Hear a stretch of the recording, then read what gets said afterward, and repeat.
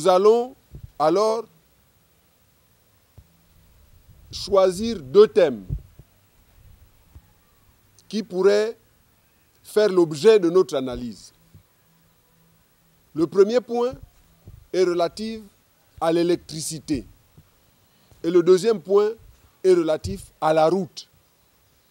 Je vais parler de l'électricité et de la route parce que pour tout pays qui se respecte et qui veut se développer, ce sont les 2 secteurs fondamentaux qui soutiennent le développement d'un pays. S'agissant donc de l'électricité, le gouvernement de mon pays a lancé avec force campagne dans le Tintamarre le démarrage des travaux du barrage hydroélectrique de Fédé à Minzik dans le Wellington. Et parallèlement, les travaux du barrage hydroélectrique sur les chutes de l'impératrice Eugénie à Fougamou. Cela fait une dizaine d'années. Aujourd'hui, entre Fougamou et Mouila, vous verrez même les poteaux électriques censés transporter la haute tension entre ces 2 villes. Mais d'électricité, point. Quand on ajoute à cela, à ce tableau, le fait que des quartiers de Libreville, pratiquement dans les 6 arrondissements, sont en déficit d'eau et d'électricité, on comprend bien que finalement, au-delà des verbeuses phraséologies, la conception de ceux qui nous dirigent du développement de leur pays, cette conception est trop minorée, extrêmement minorée. Parce que comment comprendre que l'électricité puisse manquer dans une capitale d'un pays pétrolier au XXIe siècle? On dit souvent que la route du développement passe par le développement de la route. C'est vrai que j'ai abordé cette question le 9 novembre dernier lors de ma conférence de presse à l'hôtel Triomphal. Mais je vais y revenir parce que lorsqu'une question te turlupine, lorsqu'une question est importante, il faut y revenir encore et encore jusqu'à interpeller les consciences. D'ailleurs, nos amis les enseignants ne font pas autre chose que dans la répétition. C'est pourquoi je vais me permettre de revisiter avec vous les routes de mon pays. Si nous prenons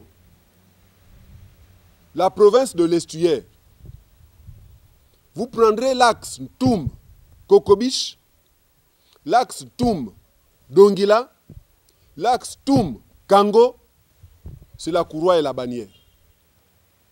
Si vous prenez le Haut-Ogoué en G2, l'axe Franceville-Okonja, l'axe Franceville-Onga et Franceville-Boumango, ces axes sont dans l'abandon. Si vous prenez le Moyen-Ogoué en G3, l'axe Carrefour-Makouké jusqu'au district de Makouké, cet axe est abandonné.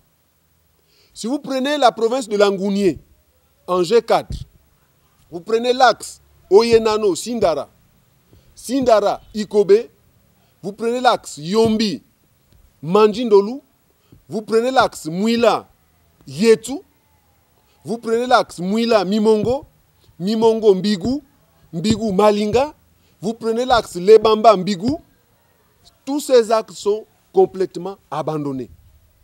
Si vous prenez maintenant la province de la Nyanga en G5, si vous prenez le carrefour Niali jusqu'à Mabanda, cet axe est abandonné. Si vous partez de Mouabi jusqu'à Chibanga, par Mourindi, cet axe est complètement abandonné. La ville de Ndindi, dans la Nyanga, aujourd'hui, ne se rallie qu'en bateau. Il n'y a aucune route qui relie Mayumba à cette ville ou Chibanga à cette ville. Les projets si référents n'ont jamais connu un début d'exécution. Si vous prenez la province de Logoué et Vindo, si vous prenez l'axe Koumameyong-Boué, si vous prenez l'axe Ovan-Makokou, Makokou-Mekambo, tous ces axes sont à l'abandon, à la limite des pistes d'éléphants. Si vous prenez la province de Logoué-Lolo, vous prenez l'axe Koulamoutou-Ibunji, Koulamoutou-Pana, l'Astourville, district de Ndangui, tous ces actes sont complètement à l'abandon. Vous prenez la province de Logoué-Maritime, la voie censée désenclaver Port-Gentil. La remise de cette voie, la livraison de cette voie est sans cesse reportée au calendrier grec. Et personnellement, je ne serais pas surpris que 2010, 2020, 2030, 2040 nous trouvent sans que cette route ne soit livrée.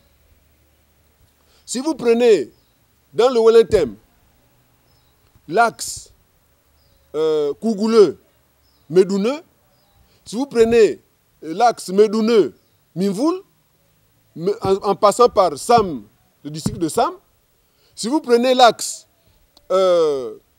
Mimvoul-Bitam ou Mimvoul-Oyem, si vous prenez les routes du canton Kiyé ou du canton Nié, en passant par le district d'Akam et Satouk, tous ces actes sont à l'abandon.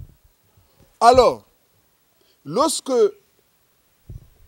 j'entends dire une autosatisfaction sur les routes qui auraient été construites, moi je me demande si nous vivons dans le même pays.